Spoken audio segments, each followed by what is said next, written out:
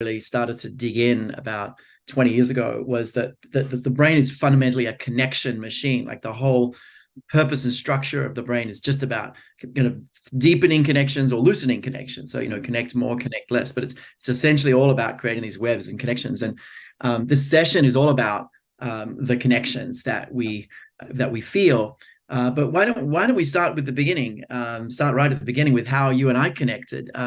Do you remember the story and the place? I do. So it was probably 2017. I had made the decision to move on from Apple, where, as Shelby said, I worked for 14 years, and I was doing a bit of consulting on my own and trying to kind of find my next thing and where my space was. And it was at the Society for Human Resource Management conference down in New Orleans, and I had brought my family down with me, and figured, okay, I'll go to this conference, I'll network, I'll meet some people, maybe I'll get some inspiration about the next stage in my journey. And I remember looking through the agenda and all the different sessions that you could go to. And I saw, Dr. David Rock, and I don't remember the precise title, but it had something to do with neuroscience and probably around bias as well. And I just said, wow, I'm incredibly fascinated. I've been doing a lot of kind of, work and interest around bias and bias mitigation, but this neuroscience thing is interesting to me. And I want to go and check that out, and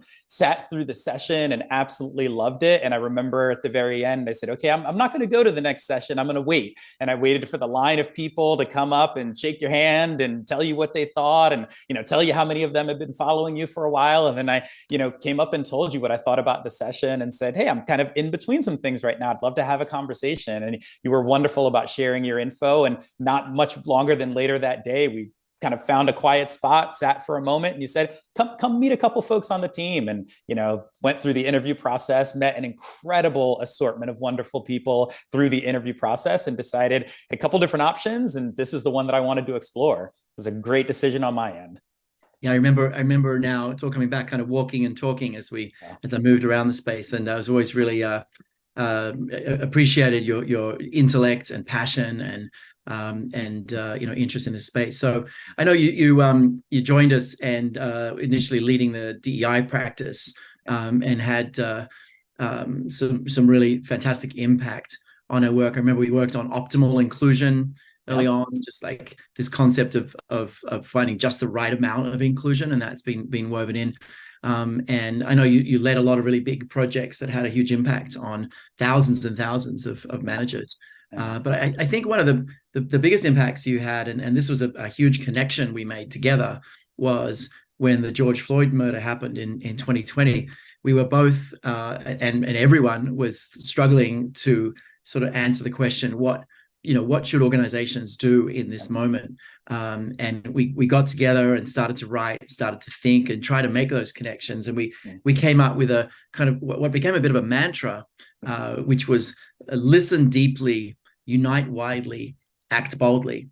And it was came from the realization that leaders couldn't say nothing. They couldn't necessarily get political. What they needed to do was listen to everyone really, really deeply, particularly people in real pain, and really, really listen. We ended up building a lot of listening circles out of that together, and facilitating tens of thousands, maybe even hundreds of thousands of people really being listened to. And then the Unite Widely was so important, because there was this real kind of division that was happening around this event, and it was so important to create shared goals, and then act boldly, really do something meaningful. And we published that. We started giving talks on it. We started helping organizations with it. It was very, very meaningful. And I just realized it's kind of coming back in a way, sadly. Some of the things happening in the world right now. People ask me, hey, what do I do? I was with a bunch of CEOs yesterday, like, actually, you've got to listen deeply and unite widely around your mission, and act boldly again. So there's some very powerful connections that we made together that I think helped other people, connect in different ways too. Yeah, and I appreciate the time that I spent, and I have the fortune of still collaborating from time to time, and I know we'll talk a little bit about some of that. But to your point around things like optimal inclusion, this idea that we can also turn up some of the things that we want to get really right, up to 10 or 11 or 12 on a dial. And so we were so focused on not being exclusive, and I know you and the team have talked so much about it. If you're not actively including, you're probably accidentally excluding, right? If you're not being intentional about that. But a lot of times we default to, well, inclusion just means adding people to email, right? So I guess I should add more people to emails if you want me to be more inclusive. Or, inclusion means inviting lots of people to meetings. So I should invite more people to the meetings and then I'll be inclusive. And I think, part of the value of NLI has always been finding that sweet spot, understanding that inverted U, that you can have too little of something and too much of something. And then you can have that space where you can really, allow leaders and individual contributors and peers and mentors and executives to sit with an idea and to understand it enough to be able to actually move things forward. And so, I go back to a lot of those articles that we wrote on a regular basis, because that continues to come up for folks is, okay, now how do we do this in a remote environment? How do we do this in a flexible environment? How do we do it in a global environment? And I think your point around the concepts after the murder of George Floyd, I was personally very affected by that. And, a lot of what I try to convey is, how do you lead from where you are? And at NLI, I had this amazing platform and amazing support from you and the marketing team and others. And folks were asking, what do we do? Right. And to your point, nothing is not an option. If it ever was an option, doing nothing is not a viable option anymore. But operating in ways that are, just kind of unreasonable or unresearched or not well thought out can be more dangerous than not doing anything. And so this idea that, start with the listening deeply. You have to understand what the people around you are experiencing. And none of us understand what everybody else is going through. So taking things in, being curious, being open-minded, creating that space. And I know, I spent some time at the summit. I know we'll talk about that as well, but Amy Edmondson, right? Psychological safety. How do you create that space where people are comfortable saying, I'm maybe not okay right now, or this is what's going on, or these are my ideas. And I absolutely agree with you. I think those models have been incredibly valuable. And I hope that there's a time where we don't need to break them out as often, because we just look around and say, well, the world is a nirvana. Everything is wonderful. We're already listening deeply. We're already uniting. We're already acting boldly in the places that we should be acting. But I don't think we're there yet. And I think that the kind of folks that are listening in and the ones that are leading organizations are the ones that are thinking about, where do we go and how do we do it well? Yeah, no, thanks. So we collaborated for 3 or 4 years internally, and then you went and joined one of our key partners, Akamai, at the time, which we was a double-edged sword. We were sad to lose you, but also realized we continue to collaborate as we have in lots of ways. And it's been a really important partner for us, Akamai, in terms of experimenting and doing things really big and exploring. Tell us a little bit about the partnership from your perspective. Kind of what have we done there at Akamai, and what have you found has really moved people and really stuck and changed things? Take us through that. Yeah, so I'll even take a tiny bit of a step back, similar to kind of how I first met you, how I first met Akamai. And so I happened to be in Boston. Akamai is based out of Cambridge, Massachusetts. And I was in Boston working with another one of our clients, and we had just finished up some work, and I was headed on the way to the airport, and one of our amazing salespeople called and said, hey, Chloe, would you mind stopping by and talking with another one of our prospects? We've, got 90% of the group that's, bought in, and they see the vision of the ways that NLI can support. And there's one person that's not quite there yet. They don't quite, see exactly how it all fits together. And so I stopped by on the way to the airport and wound up meeting with a gentleman by the name of Anthony Williams, who at the time was the head of diversity, inclusion, and talent acquisition, and then later became our chief HR officer at Akamai. But in that moment, what he was saying is, okay, I've got my strategy and I know what I'm trying to accomplish in my organization. Help me understand how NLI can fit into that. And so for about an hour and a half, we just stood in front of a dry erase board, and he laid out his strategy, and I laid out the wonderful assortment of options and programs and solutions that NLI had available. And by the time I left to go to the airport, we had mapped out a really comprehensive pathway of a collection of solutions. And so it was starting with grow, really landing growth mindset throughout the organization to prime the culture for with the change that was going to come. And then moving on to include. So how do we really focus on inclusion and bringing people together and kind of the shared humanity of things and the behaviors that go along with that? And then moving to decide. So now that we've done that work, we've really kind of primed the soil and got people ready. How do we mitigate bias and recognize that some of the experiences that people are having are asymmetric, or the ways that we're making decisions, both people and business decisions, can at times be biased, and that there's nothing wrong with that, but we need to understand it and acknowledge it in order to be able to mitigate it. And that Seeds is such a powerful model to be able to do that.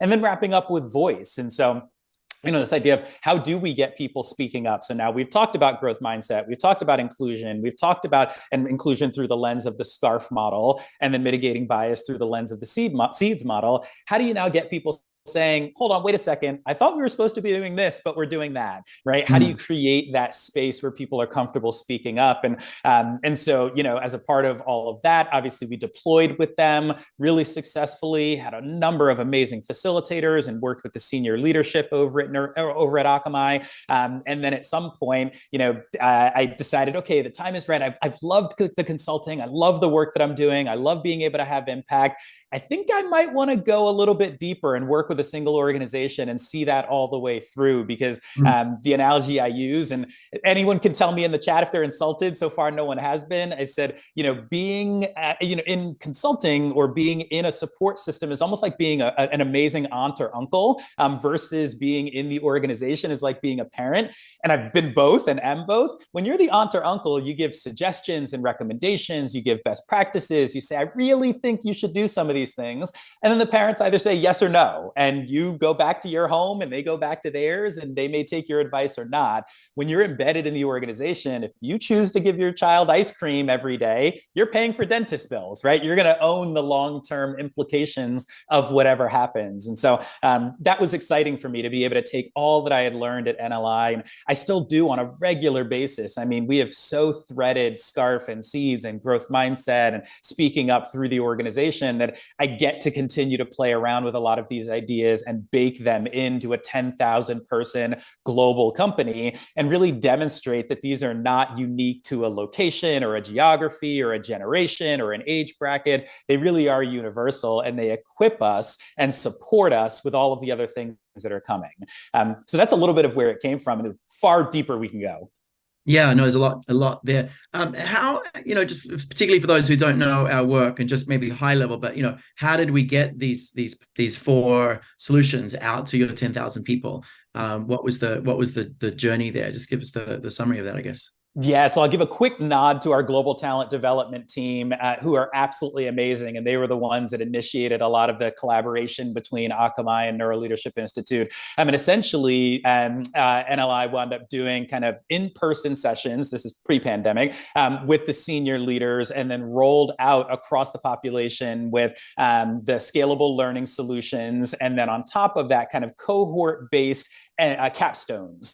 So at the very end of folks having gone through those sessions on their own, got back together and said, what did you learn? What stuck out to you? What are some of the questions you're still having? How do you see yourself deploying this? And then, and this is, I think, a bit unique for Akamai, that same global talent development team stood up Grow ambassadors. And so the overall program was labeled as Grow. And it was really around kind of how do we continue to be agile and nimble? How do we build the right skills and capabilities inside the organization? I mean, there were so many people that were passionate about this work and really moved by it, that they wanted to say, okay, great, I get the theory, I get the kind of, philosophy of how it's supposed to roll out. Is it okay if we go deeper and start talking about what it looks like in my team versus this one? Or I can tell you how I've deployed it and what's working well, and where I've maybe been a little bit challenged, and I can, get some support from others. And so that's a large part of what it was. It was kind of the original rollout, senior leaders, but everyone throughout the organization having access to these materials, and not making it mandatory. But even despite it not being mandatory, we had well over 95% adoption of people going through through each of these modules and weaving it together and seeing how it all fits. And so, we've got a leadership call next week where we'll continue to talk about things like growth mindset, to your point, through the lens of a lot of what's going on right now, or how do you kind of take care of your folks through the lens of SCARF, knowing that the world is only getting more complicated and there's so much more happening. These are concepts that we've anchored on that don't need to feel new. And so because they are in the toolkit, people can kind of break them out when they need them. And we can weave them through so many of our other programs and processes as well.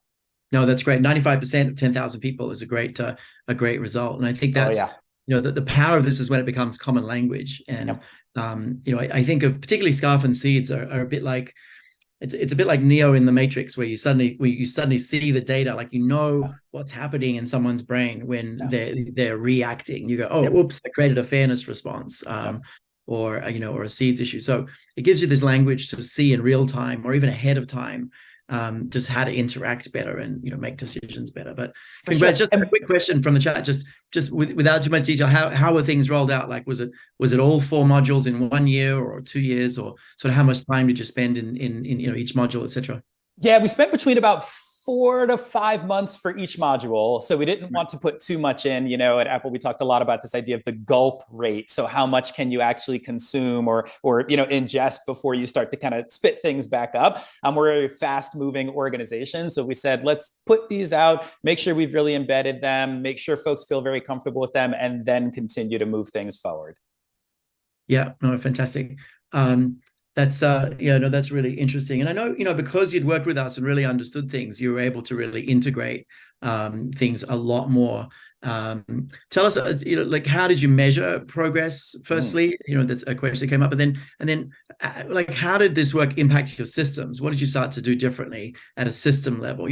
We helped you build the habits, but then there's obviously affected systems. So, how was progress measured, or what kind of results did you see aside from 95% of people seem to have the language? What did you find? Yeah, so there are a couple things kind of on the NLI side that I think are just natural parts of the toolkit, and then some things on the Akamai side that most organizations may or may not do. I think most don't yet do them. On the NLI side, there are things like the behavior change percentage, right? BCP, that I know you've spoken about in other sessions, around asking people, following up with them, a couple weeks later, how many times have you used some of the behaviors the habits that you identified as a part of, include or decide. And so that's a great mechanism for us to understand, are people actually taking these ideas and practicing them? And so part of it is just overall adoption, right? Part of it is the behavior change. So are people going through it first and foremost? If they're going through it, are they actually doing something different? And asking that question a couple different times along the journey. And then for us, we do something that we refer to as our pulse survey. So it's a quarterly survey that goes out to 50% of our population. And in any quarter, we get about 35 to 40% of people responding. So in an average quarter, we're getting 2,000, 2,500 responses, which is statistically significant enough for us to be able to understand trends and themes and how people are feeling. And so we measure things like inclusion, engagement, communication, culture. And so we're able to, by also opening up the kind of open text field, hear what people are thinking and what they're experiencing and how these things are coming across. And so we can look for some of those trends of, do people feel like we're being inclusive, and where is that number, and is it trending up or down? And we're incredibly, proud of the data that comes out of that. Some of the other things is we look at some of the external validation. So whether that's, Glassdoor, Best Place to Work awards, Great Place to Work, Forbes, all of these different awards that we win in a bunch of different spaces that are about people speaking to the culture. So we knew that we had a strong culture already. And part of what we wanted to do was be able to quantify it through some of these other spaces.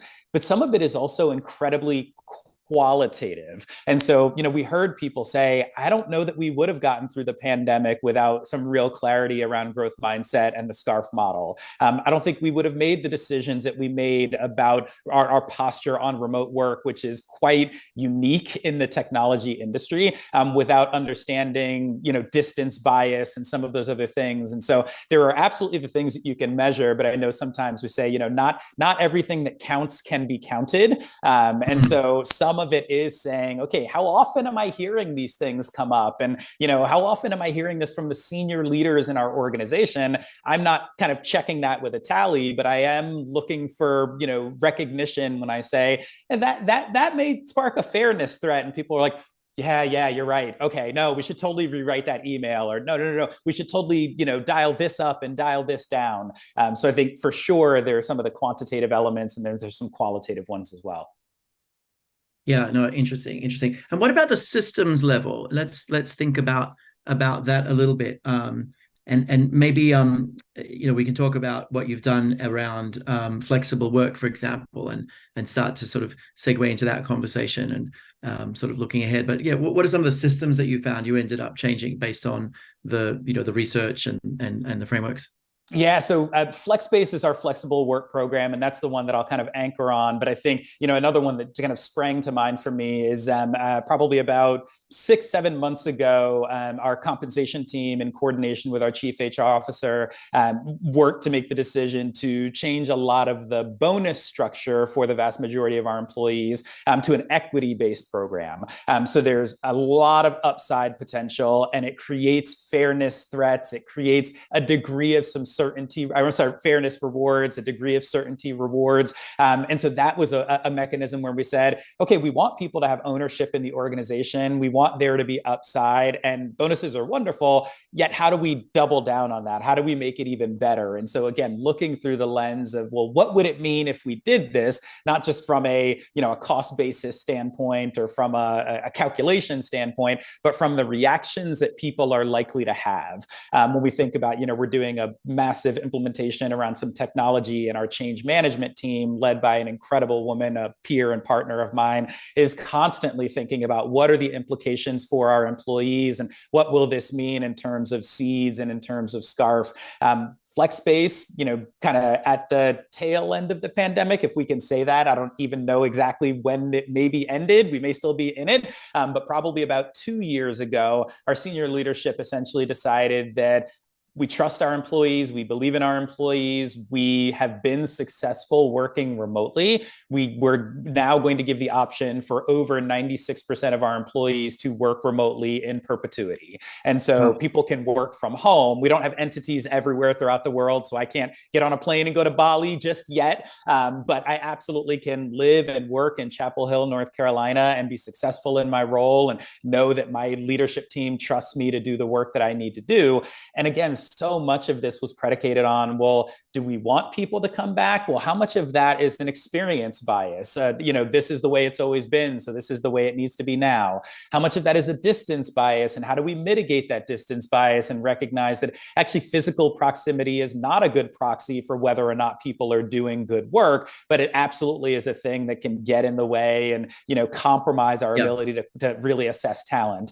So that's a space where, for sure, we kind of zigged when others were zagging. And so you see lots of organizations, and it may be right for them. We're not judging that. But lots of places that have said, you got to come back. This is the only way that we believe you can have a really strong and robust culture. And we've said, actually, we believe the opposite. And so we can save on real estate. We can invest in the right places. We can give our people latitude and flexibility and autonomy, right, straight out of the SCARF model, and recognize that it's now a massive differentiator for us, to the point where we retain people that might have otherwise went someplace else. We get people every time there's an article in the news. Our talent acquisition team does a backflip because they're like, well, you got to come back to the office. If you're going to pretend to work, go do that someplace else. And we're like, no, actually, we know you're working. We know you're working hard. We just also know maybe you want to attend your child's baseball game, or, eat lunch in your own kitchen in the middle of the day. And that's a way that we demonstrate that trust and that respect and that professionalism and maturity. Like treating people like adults. What a crazy idea. Here's the thing, that we are responsible for, on any given day, about 1/3 of the world's internet traffic. We protect governments and financial institutions from cybersecurity threats. If we can't trust people to work, but we trust them to create a fast, safe, and secure internet that we are all on all the time. We are now a utility in that way. And so absolutely, it's not perfect. It's not super easy, right? There are the things where it's like, oh, well, David, when you and I used to, when I used to come into the office, it'd be like, oh, I'm just popping by your office. I just had a quick thing I wanted to chat about.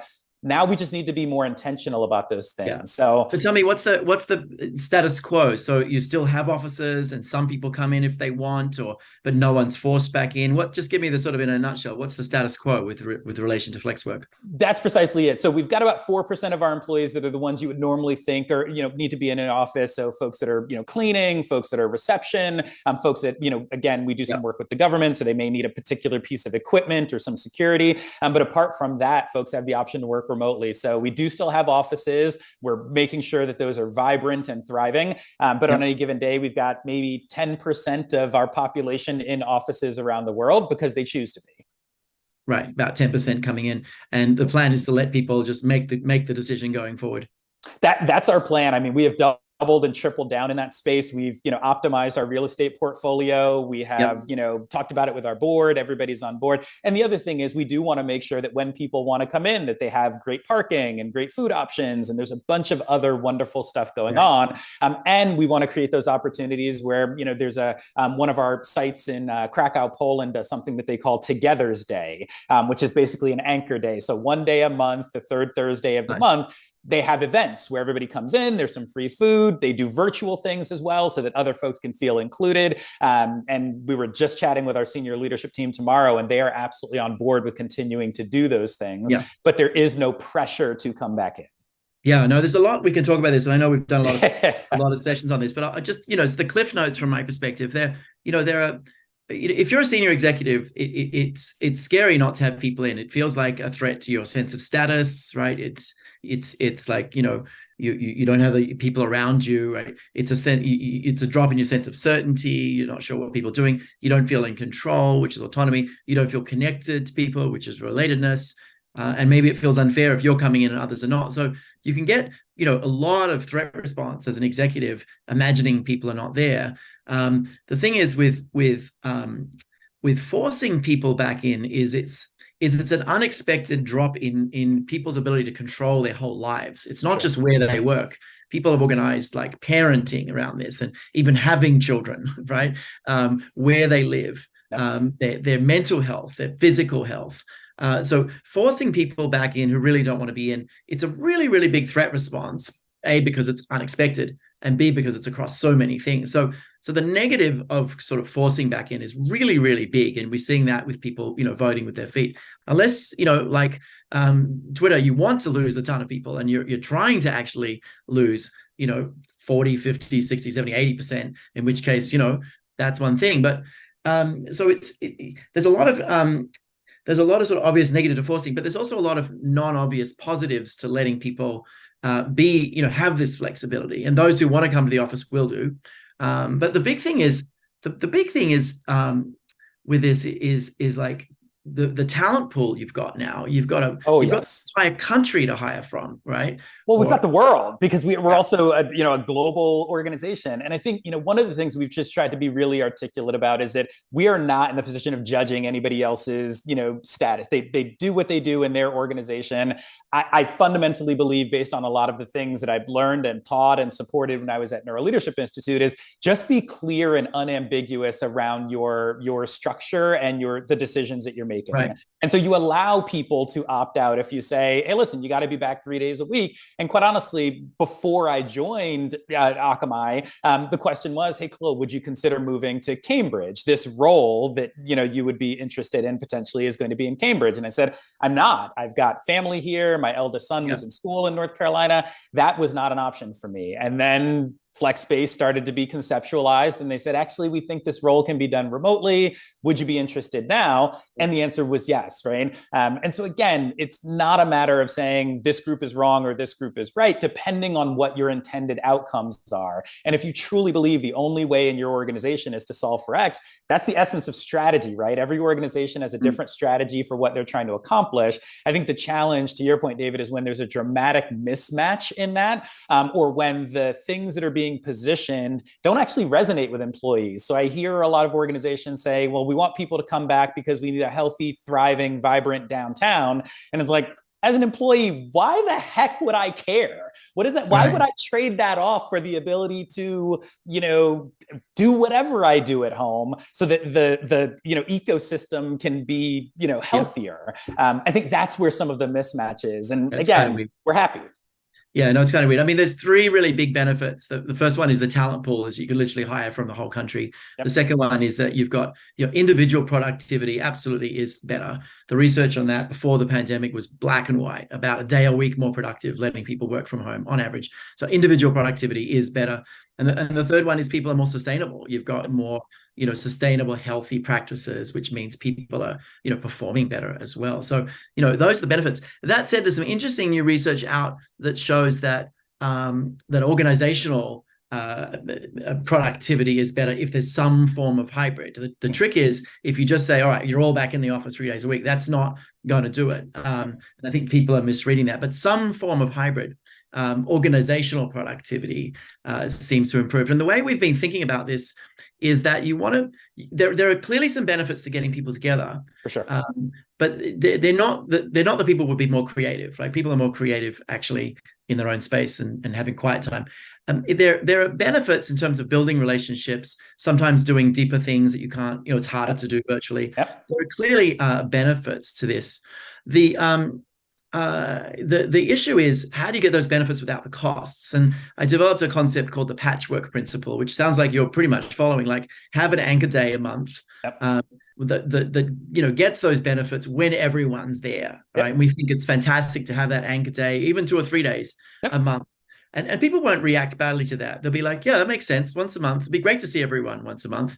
We're doing that at NLI as well. Maybe once a quarter, say, we want to do reflective things together in your teams and across teams to break silos. Maybe once a quarter, we also want to come together. And maybe if you're in a certain kind of team, like brand new, graduate, and you're in sales, maybe, 5 days a month, you should probably come in as well. But you can work that out with your team, when and how. So it's this kind of set of sort of like a patchwork of different things. So you get in the upsides of being together without the downsides of forcing people to, mess up their life, and just kind of getting that. So we just put that in the chat, the patchwork principle. And it makes a lot of sense. And David, I think, the other thing is telling folks you must come back X number of days is just the flip side of telling people you can't come back at all, right? And so neither one of those extremes are what we were going for. So we did not become a completely remote first company and say, all right, Khalil, you said you can do your job from North Carolina. There's no more travel budget. You can't go anywhere. You made your bed, now lie in it. It was more a matter of, okay, on the vast majority of days, you will be doing this. Later today, I'm getting on a plane and flying to India for the first time and spending time with that team. In December, I'll be in Cambridge with our senior leadership team coming together to do strategic planning. So there are absolutely those times where we feel like there's value in getting together, and we're continuing to prioritize that. Yeah, no, that's great. So I don't think we've published, to Kath's question, I don't think we've published directly on this. We've presented this research. We presented at the summit a bit, but we should probably do some write-up on this, the individual versus organizational productivity, and then how to get that right. But the patchwork principle kind of goes into the solution of that conundrum. So someone just put that in the chat. Have a read of that. It was in Fast Company. It's a piece worth sharing. But individual productivity is better working from home, but there's a slight bump to organizational productivity if you get hybrid right. And that is not forcing everyone back in all the time, even part-time. It seems to be something much lighter, and we think that's the solution. So, having made the bet there, I know you reached out recently and said, let's have a conversation about kind of how to make this work really, really long term. And sure. We started having this conversation just a couple of months ago about kind of how to keep people connected, right? The brain is a connection machine, as I said, and lots of good things happen when people feel connected. And how do you maintain that sense of connection if people are only coming in once a month? And how do you know if people are really feeling connected or not? And we started having this really, really interesting conversation. I thought it was very thoughtful, as often our conversations are. And it was this challenge of when, and maybe you can explain it better, but it's sort of like when people say, I'm not sure my folks are connected, or how connected are people? maybe it's not actually one thing. Right. Maybe it's not, oh, they just don't see each other, so we should just bring them to the office. Right. The connection isn't solved by bringing people to the office.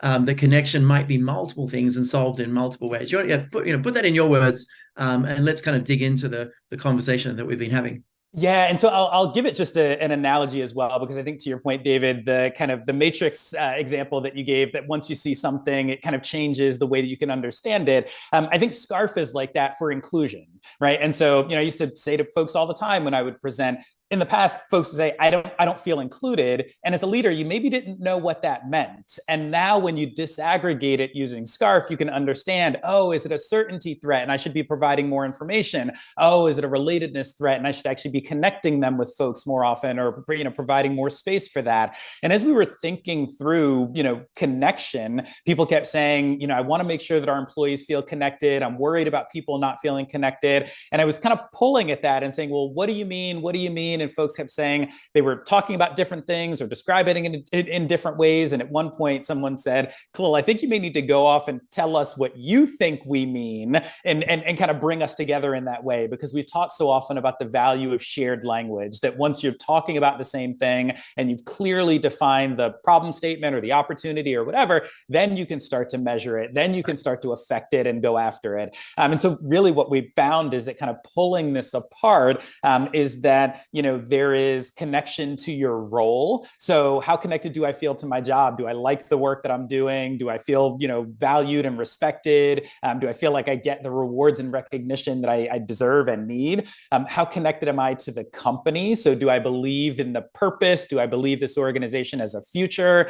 Do I believe in the financial health and stability? And then how connected am I to the community, or to the kind of the social connection, which is in some instances where folks tend to default. But do I feel like a part of the in-group? And similarly, do I have the strong connections on my team? But do I also have the weak connections around kind of the people that I might ordinarily see when I was meandering around the office, that now that I'm working remotely, I need to be more deliberate about that? And so what we found is that it's actually all three of these things. And so I brought that to you, David, and said, okay, pick this apart. We think there's a there, and I've started to talk about it a little bit internally, and people are like, okay, that makes logical sense. But I know, I spent years with you saying, okay, conventional wisdom says, but the science says. And so we wanted to be sure that we didn't just anchor on, well, is this just conventional wisdom? Is this just a thing that we've kind of fabricated out of nowhere? Are there 4 dimensions or 8 dimensions? Is this actually overlapping? And so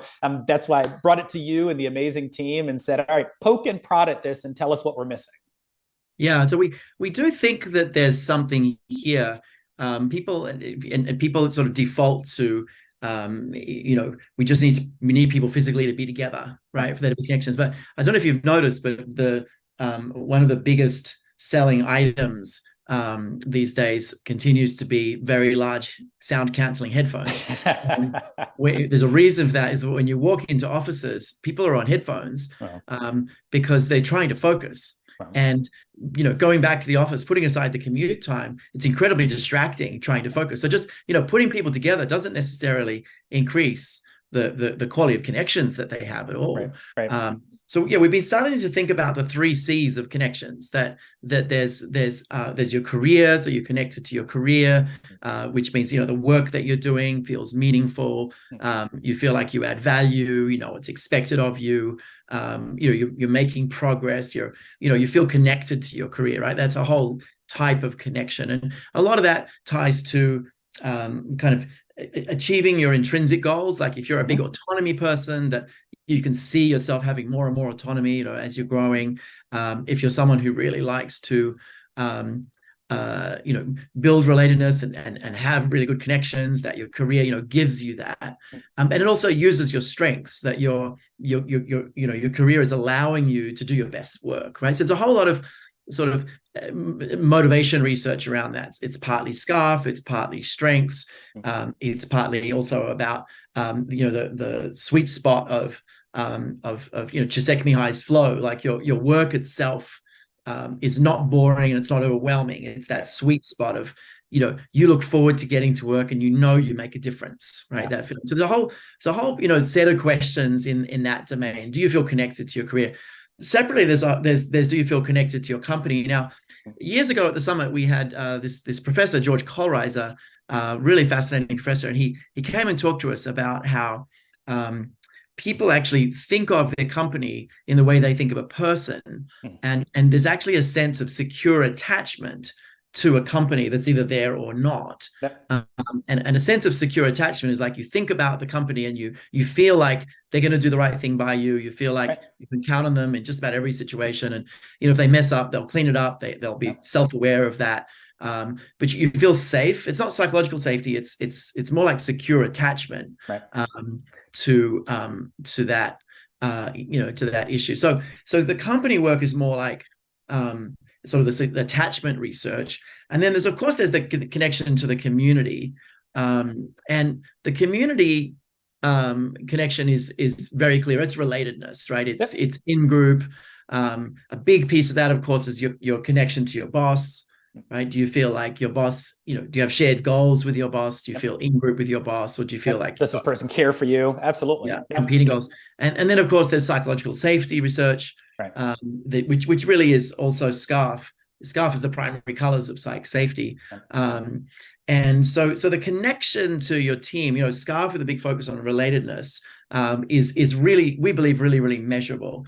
And then the connection to your company, we believe, also is measurable. The connection to your career is really measurable. And I think what we're conceptualizing together is there's a way to sort of see the trends in a more granular way. That it's not just about, hey, are people in the office or not, and how are they engaged, but actually people in the office, how connected to their career are they? How connected to the community are they really? These kinds of things. So that's how we're seeing it so far. And what are your thoughts, Khalil? What would you like to add there? Yeah, I mean, that's exactly what we've been talking about. And I think to your point around measurement, that was one of the early things that I came to you and said, okay, now that we feel like we're starting to get some shape around the definition of what this thing is, we need to be clear around, so how do we measure it so that we can understand how to move it? And so when we think about, okay, what kind of questions can we ask to get at whether someone is connected to their community, connected to their career, like how do these things fit together? And then similarly, understanding that these are not static, right? Like, and for any of us, there are times where you are trying to find a friend at work, and times where you just want friendly colleagues, and times where you want to be left alone, right? There are times where your career is everything, and then the next promotion is the most important thing in the world. And then other times that you may have other things going on outside. And so you take your foot off the pedal a bit because you recognize that that's where you need to be. And then same thing in terms of, connection to the company. There are some people for whom being aligned with those values and that idea of secure attachment is very much I want to know that the organization is there for me. And there are some folks, and I think it's personally absolutely okay, that they're like, this is where I come, I deliver what you've asked me to deliver, and then I go home and do the other stuff that is also important to me. And so I'm not necessarily looking for all of those things to be at 10 out of 10, but understanding where people are, and more importantly, helping people to understand for themselves where they are. So when someone says, hey, I'm feeling a lack of connection. Well, is that because I don't have the friendships that I want at work? Is that because I don't know where I'm going in my career? Is that because I'm not clear about the future of the company? Okay, now that I understand that, I can actually apply very deliberate interventions. So we can point people towards, if it's because you feel like you don't know a lot of people at work, join an employee resource group, show up for Togethers Day. Let's get you, a part of what we call coffee roulette that some of our teams do, where it's like, just put your name in a list and we're going to spin the dial, and two people are going to, get on the phone with each other for 20 minutes and just talk about their world and what's going on. But if we don't know what's going on, then we can be misapplying solutions, to your point, by saying, well, we want everybody to come back because that's the connection that they need. And the irony is you can be amplifying a social connection, but absolutely undermining things like, career connection and company connection, because we're coming together and lamenting our commute and talking about how senior leadership is so disconnected and they don't understand it. And I was doing more work before and now I'm doing less. So you can dial one of those up and absolutely drive the others through the floor. And to be able to understand these individually and give people the resources to support themselves, I think is another part of the evolution of an organization. That's a really important kind of use case of this idea that you could absolutely bring everyone back together and watch their sense of connection to their career and the company plummet. And But we love each other, right? We go out to lunch and talk about how everyone is so disconnected and doesn't understand what's going on. And where are you applying? Okay, oh, I'm applying there too. That's awesome. You got your social connection, but at what cost? I think that's a lot of what's happening, except for the employees who already wanted to be in the office. The people who are annoyed, they're having longer lunches, they're having great conversations, they're happy to see other people, but they're not necessarily more engaged at all in their work. They're annoyed, and it's difficult because the autonomy people had was so far-reaching. Across sleep patterns and diet and exercise and everything. It was so far-reaching having this flexibility. So you can't really take that level of flexibility away when it's basically someone's whole life and not expect consequences, big consequences. And again, but part of running any organization is trade-offs, right? You recognize those things. So some companies have said, I get looking at the research that people say I would take a pay cut to have a remote job. I get that people, jobs that are remote are filling twice as fast as jobs that are not. There are some industries, there are some jobs, there are some roles where it's just not even an option, right? And I think we need to recognize that. And then there are some other places that people just decided this is how we feel like we can get things done.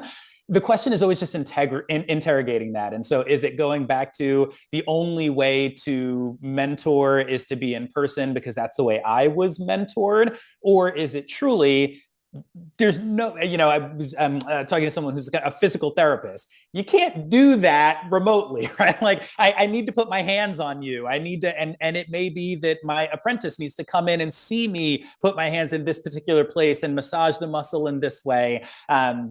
And yet there are some other places where, to your point, previously, it's just been, well, that feels wrong to me. And so I'm making a decision based on my lived experience. And, I don't remember if I've raised this before, but from time to time, I talk about kind of, what I called the high school principle, which is, if you ask the vast majority of people, would you like to go back to high school? There will be some people that say, absolutely, I loved high school. There'll be some other people that say, absolutely not, my life is so much better now.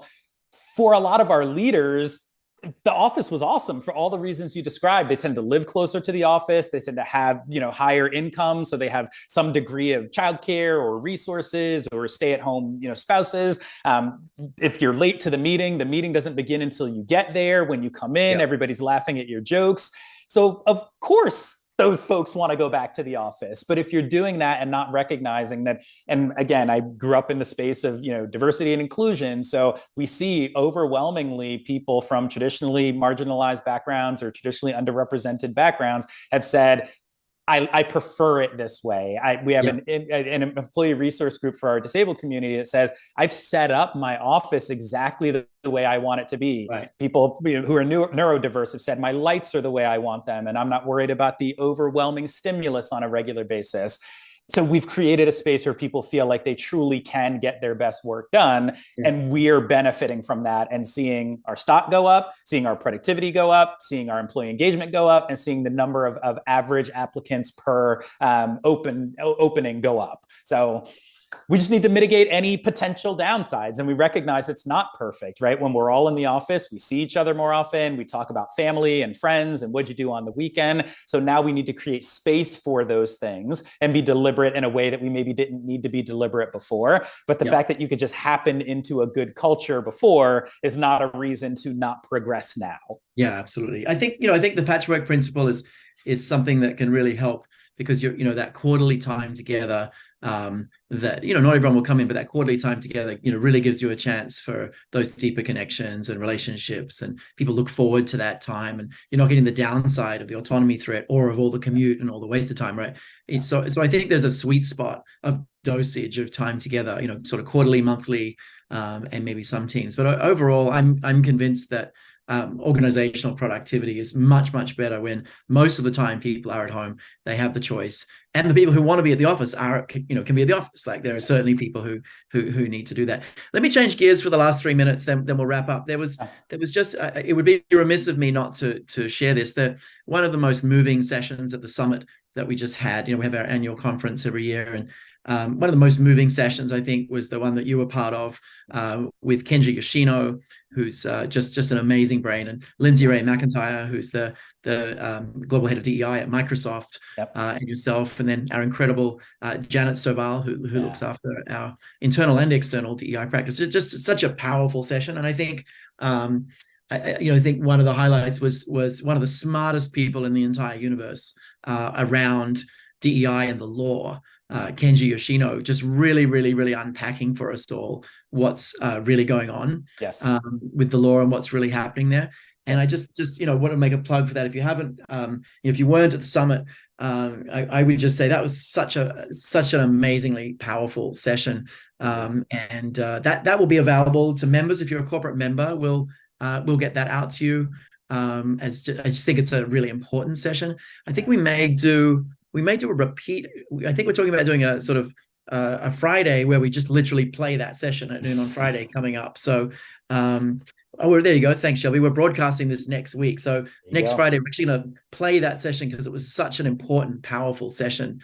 But just, thanks for your contributions to that. Your voice was really important in that as well. Listen, it's one of the things that I've always loved about Neuro Leadership Institute is bringing people together from slightly different disciplines, right? To beat those ideas up and understand. So what do we do with this? Because it's not just intellectualizing it. It actually is kind of, where's the progress? What do we do next? What do we need to understand here? And I think that's what Kenji did so well. He's a brilliant speaker and somebody who understands these things so well, but can make them really digestible for everyone.